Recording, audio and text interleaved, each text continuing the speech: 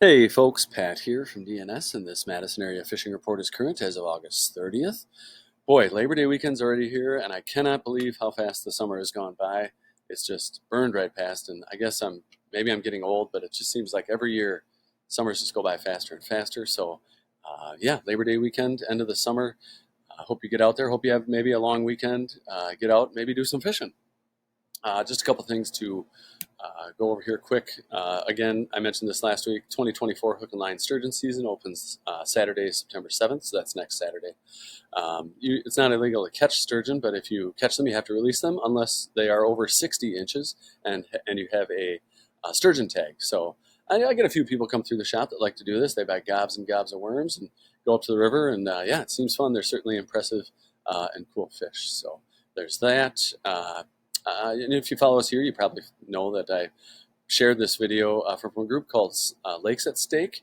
And it's about wake boats. So if you don't know what a wake boat is, it's a water ski boat that uses a ballast system to take on water to make the back end heavier. That heavier back end cuts into the water more and makes a larger wake. So, like when you're water skiing or wakeboarding or something, being pulled by a rope, these you can actually the wake is so big right behind the boat that you can actually surf on it. So that's what people do. It's called wake surfing, and I'll be honest, it looks super fun. But what's not super fun about these boats, one, that they cause big wakes, and there's issues with shoreline damage and stuff like that. But this video more highlights what I think is a more damaging thing is the prop wash. When these boats are angled like this and in shallow water, this prop wash pushes a lot of water down to the bottom, stirs up sediment, which releases nitrogen and phosphorus into the water, which causes algae blooms and other problems. That prop wash also damages plants, which is obviously fish habitat. And if you watch the video, it's really interesting how some of the areas that they document used to have weeds now do not have weeds in popular wakeboard areas. I know there's a lot of these on the Madison chain, and I'm not saying that this is a direct correlation, but when I saw the thing about weed lines and weed damage, I thought about Mendota and Monona, how the hard weed edge that we used to have just a few years ago just isn't around anymore. So anyway, give the video a look, and you can make your own judgments about it. But yeah, just wanted to point it out because they do provide some interesting information there. A little bit of shop news here. Same posters on the doors last week. Northside Festival next weekend. Troy Farms got some stuff going on up the road here almost every weekend. Do want to remind folks about the line workers fly fishing class, fly fishing basic training. Kaylin and Seth, the two instructors, are super talented anglers and casters, and it's $100 and it's 3 afternoons out at the Deer Creek Sports and Conservation Club. And if you wanted to learn how to fly fish, this is the way to do it. Trust me. I mean, these guys really know what they're talking about, and yeah, can really flatten that learning curve there. So I think we can just get into the report then. A little bit of weather. It was very hot and humid most days this last week, but the heat broke yesterday, and we had a little rain come through last night. But it looks like it's going to be a gorgeous Labor Day weekend to get out there and maybe enjoy some fishing. Lake levels. I know I said I wasn't going to talk about lake levels anymore because this website hasn't been updated since July 26th or whatever. But I did find out that down here on Weechawak Bay, formerly known as Squaw Bay, they had to close that off as a slow no wake zone. That has been lifted. The buoys are out. I didn't hear any official announcement, but so I'm just assuming it's been lifted. But there's no more buoys. So anyway, that's good news. There are no more slow no wake orders on the chain. The Mendota buoy site is still down. Hopefully they get that up soon. When it gets close to turnover, it's nice to know where the lake temps are at for sure. But I was chatting with Brian Zuki of Big B's Guide Service yesterday, and he had a temp of 73.5 degrees on Mendota, which is actually lower than I thought it would be after the hot weather we had. But so it's good news for the fish and the fishing.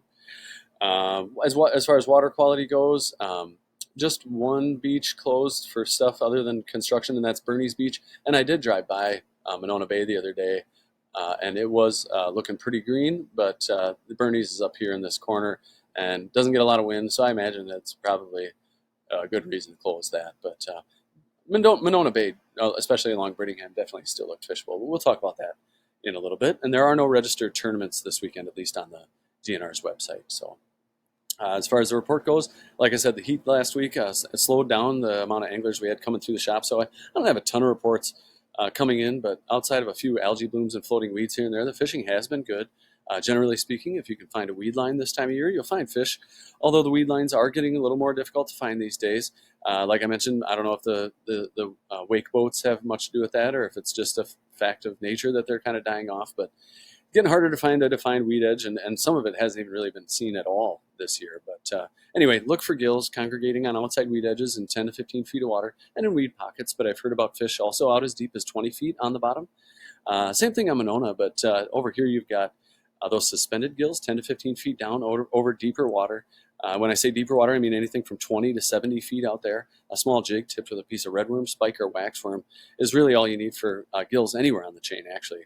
Crappies have been more scarce lately, but are being found out in that same 10 to 15 feet of water on weed edges and structure. Crappie minnow or minnow-shaped plastic on a small jig is a pretty safe bet for those fish. I don't know if it was the heat this last week, but I haven't heard much in the way of perch action.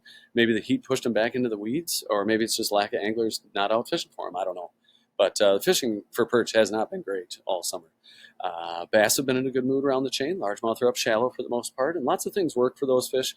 But with the weeds being thick in many places, weedless rig plastics and swim jigs are good options. And of course, it's hard to beat a topwater frog this time of year. Some smallmouth can still be found up shallow, but many of those fish are being found on weed lines, especially near rocky shoreline breaks in 10 to 20 feet of water. Catfish are dispersed back out into Lake Mendota, and I regularly hear about someone pulling in a big one at various spots around the lake. Walleye are being found on mid-lake humps in good numbers, but they're still getting some fish mixed in with the smallies on some of those weed line, especially on rocky shoreline breaks that I mentioned, 15 to 20 feet of water and deeper on sunny days. Half a nightcrawler, a large fathead on a jig, or a drop shot's a good idea for those fish. That's not to say that folks aren't getting plenty of fish trolling crankbaits and crawler harnesses, but when the walleye move up shallow at night to feed, jerkbaits and swim baits are great options for those fish.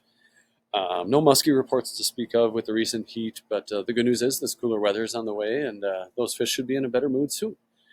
Pike are plentiful around the chain and will eat just about anything. And area rivers are all flowing at about their seasonal levels for this time of year. I did, since we got some rain last night, I was curious how much came through. This is a screen grab off my phone from the Weather Channel, so this is the 24-hour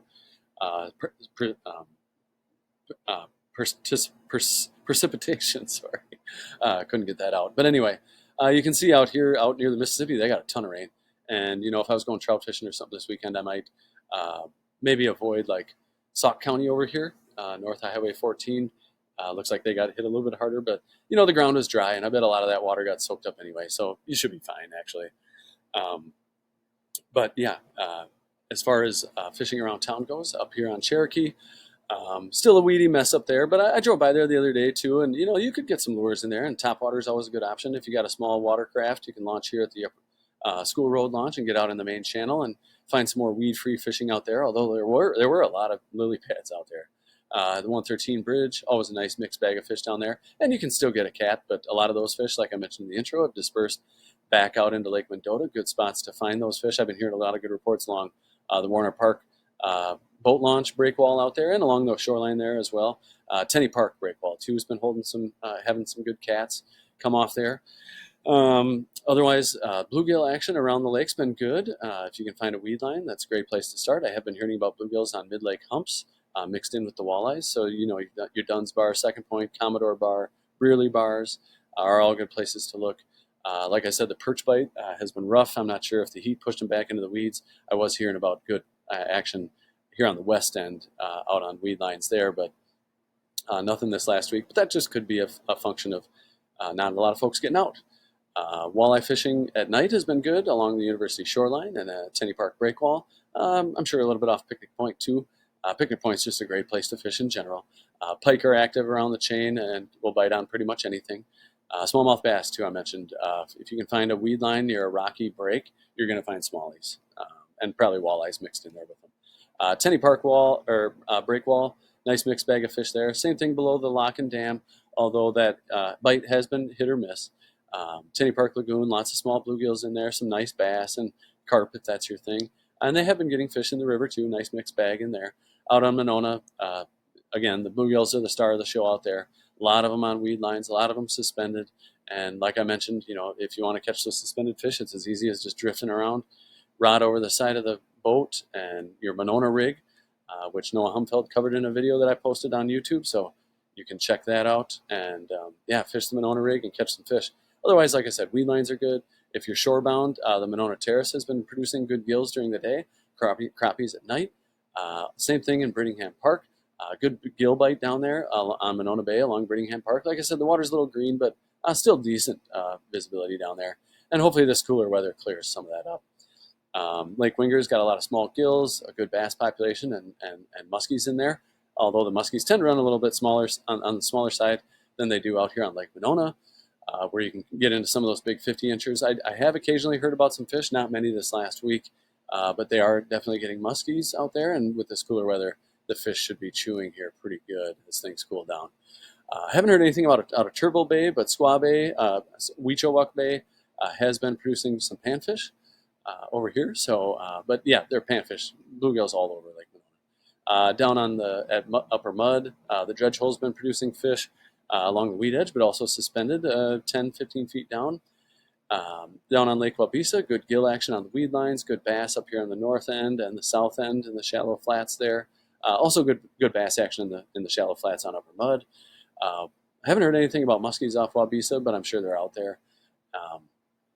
Good walleye action in the area around Babcock and Bible Camp near the breaks. If you can find a break and a weed line near a break, you're probably going to find some walleyes, but a nice mixed bag of fish in there too. Lake Higanza, I don't hear a lot of reports. I did hear about some good panfish being picked up kind of on this east end of the lake, almost, where the state park boat launch is and out here, but also on the south and weed edge. If you're looking for walleyes, Williams Point out here off the state park is there's some good underwater structure there, some good breaks, good place to look for them fish. Down on the Rock River, good action at the Indian Ford and Jefferson dams. I haven't heard much off Lake Koshkonong, although it seems like a lot of the fish that get caught out there get caught up in this north end where the river dumps in, kind of near Black Hawk Island there. But like I said, Jefferson Dam's been producing fish. Beaver Dam's still producing tons of catfish. Heard about some good trout action, suspended fish out here on Devil's Lake, and also some good bluegills in there. It's kind of a sleeper bluegill spot. Don't tell anyone I told that. Sorry, it glitched out there. Anyway, yeah, Wisconsin River. Rivers are back to normal, although there was a little blip from the rain we got last night. But rivers are back to normal. Plenty of sandbars out there. Look for fish on the downstream side of sandbars. Some of these corners. You can find shoreline structure. And also just watch for smallmouth bass busting schools of shad out in the main river. If you can find them doing that, which is often and frequent, you can cast into those and likely get some fish.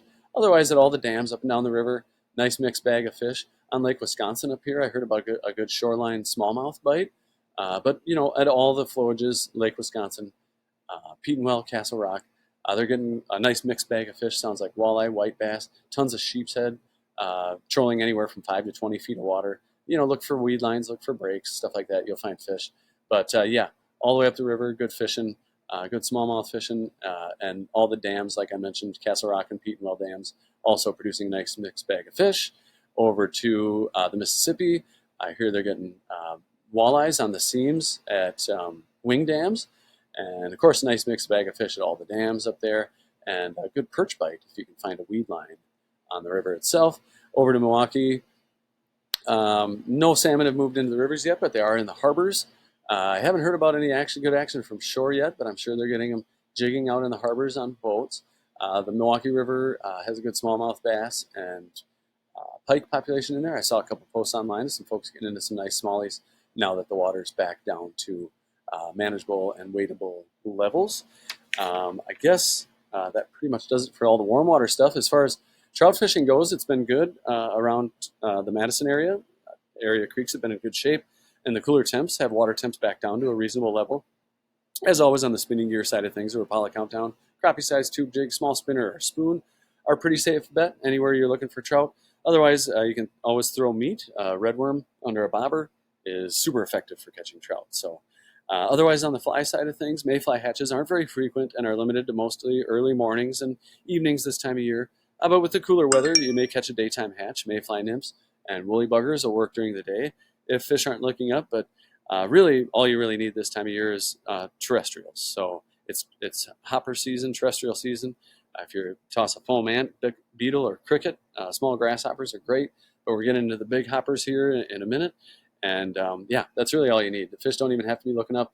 They see that plop hit the water, and they are tuned into that. So that brings us to our Happy Fly Day discussion here, and we're going to talk about the hippie stomper. So hippie stomper is a fly. I don't know where it was invented. I think it was out here somewhere in the Midwest anyway. I'm not sure how I feel about the name. I'm not a fan of hippies, but whatever. Not a fan of beating them up. But anyway, it's a super effective fly. Sort of looks like a hopper, could be a beetle. Don't know what this tail is, but they sure do catch fish. So great fly to toss this time of year because it looks like a lot of things, you know. So yeah, we've got these in the shop, tied up by Aztec Fly Fishing. Esteban does an awesome job, and we carry some hippie stompers he tied up. So swing in and get some of those, or tie some up yourself. We have fly tying materials here now too, and pretty stoked about that. So more on that to come too. But I guess that pretty much does it for the report. I do want to thank you for tuning in. Feel free to post your comments and catches below. Also, feel free to call the shop at 241-4225 if you want us to expand on anything we talked about here. Otherwise, I want to wish you a safe and happy Labor Day weekend. Good luck out there fishing, and we will talk to you next week. Thanks so much.